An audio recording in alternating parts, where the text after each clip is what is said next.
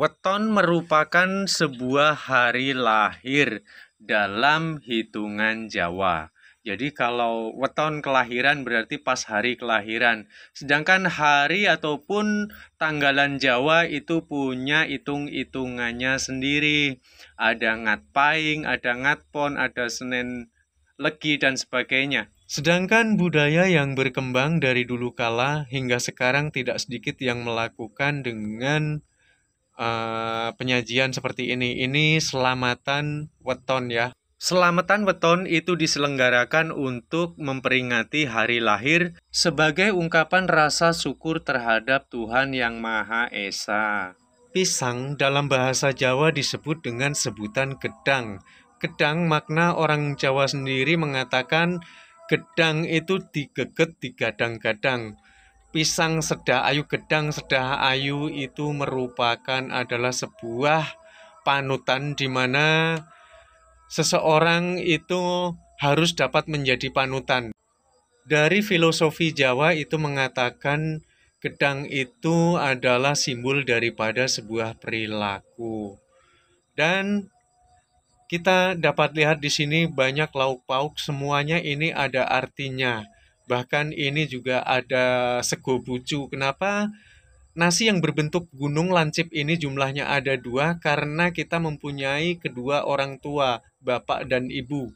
Makanya bucu ini berjumlah 2, di mana harus menghormati dan menjunjung tinggi kehormatan orang tua. Dan ini kita lihat juga tadi ada nasi bulat-bulat ya, itu namanya sego golong yang berjumlah 5. 5 itu yang 4 itu merupakan sebuah simbol penghormatan terhadap sedulur papat. Nah, sedulur papat itu siapa? Sedari kita lahir itu orang Jawa meyakini bahwa ada yang momong dirinya, yaitu siapa? Sedulur papat. Papat kiblat atau kelimo pancer. Pancer itu siapa? Yaitu diri kita sendiri.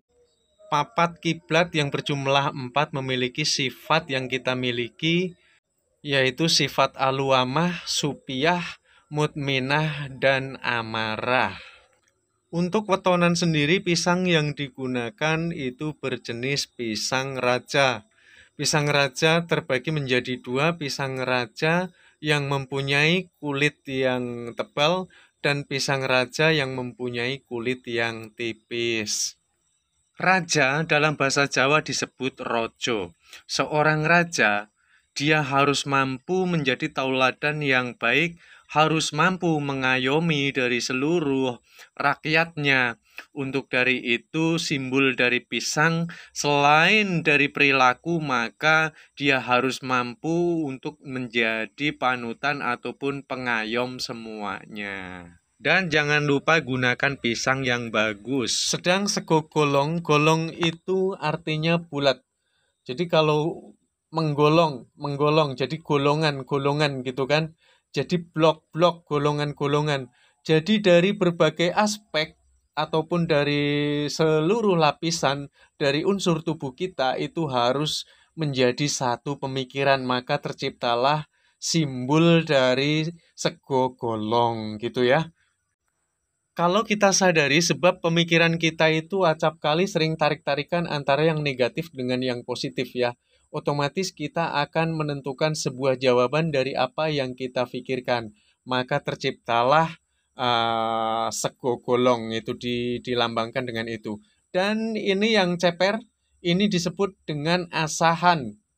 Asahan jika kita sudah satu dalam kesepakatan di dalam menimang segala sesuatu, maka harus disahkan.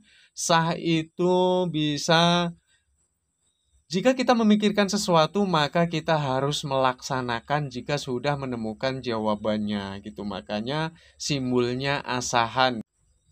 Asahan yang mempunyai karakter berbentuk pipih dan lebar itu merupakan sebuah kelapangan hati, di mana dalam melakukan segala sesuatu maka membutuhkan sebuah kelapangan jiwa atau keikhlasan. Dari bentuknya yang pipih dan meluas, di samping dia harus berbesar hati, maka karakter dari filosofi mengatakan dengan kerendahan hati. Sebab berkaitan dengan kalimat asahan, mengesahkan itu berkaitan dengan orang banyak, maka di sini ada simbol dengan air jernih ya, air putih. Kalau orang bilang ini memperlambangkan kebersihan jiwa.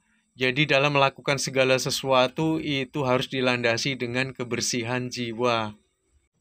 Dalam bahasa selamatan wetonan, jika menggunakan daging-dagingan berupa ayam, itu disebut dengan nama rasulan. Kalimat rasulan, selamatan rasulan berarti selamatan besar karena ada daging. Jikalau tidak ada daging maka tidak disebut rasulan, tapi disebutnya sego kulupan gitu ya, yang hanya menggunakan dedaunan dan ikannya ikan teri. Antara rasulan dan selamatan sego kulupan itu menu makanannya berbeda dan cara menyusunnya pun juga berbeda.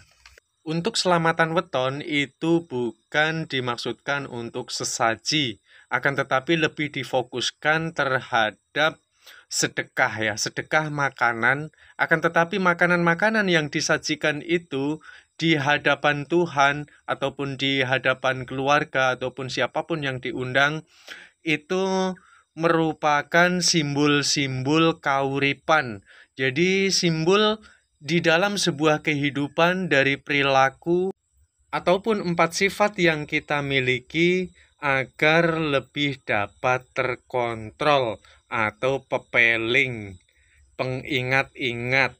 Untuk itu, pesan dari budaya Jawa sendiri mengatakan ngomong sak ngomonge kudu sing ati-ati.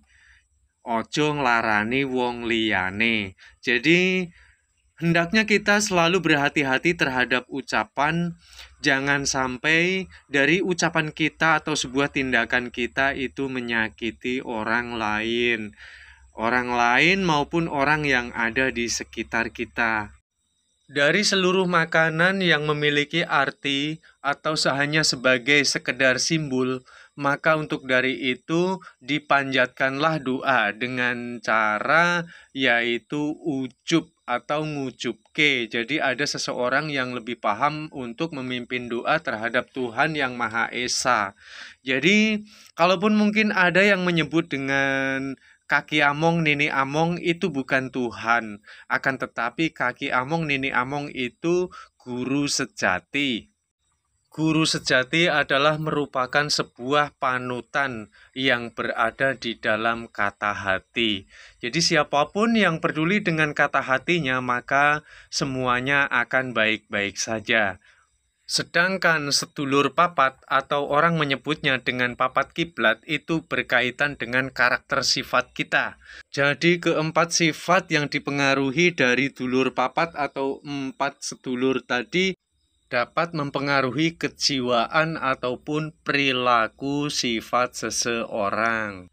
Dan kakang kawah hadiari-hari, kakang itu kakak terbuat dari kawah sebelum kita lahir, kemudian adi hari-hari setelah kita lahir.